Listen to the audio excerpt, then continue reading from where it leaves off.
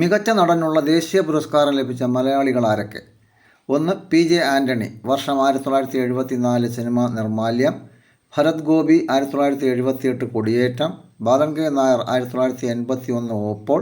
പ്രേംജി 1988, പിറവി. മമ്മൂട്ടി 1989, മതിലുകൾ ഒരു വടക്കൻ വീരഗാഥ. മോഹൻലാൽ 1992, ഭരതം. മമ്മൂട്ടി 1993, വിധേയൻ, പൊന്തന്മാട.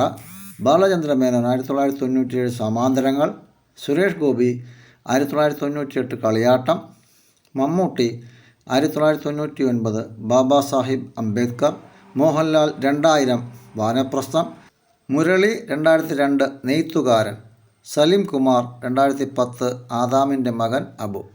സുരാജ് വെഞ്ഞാറമ്മൂട് 2013, പേരറിയാത്തവർ.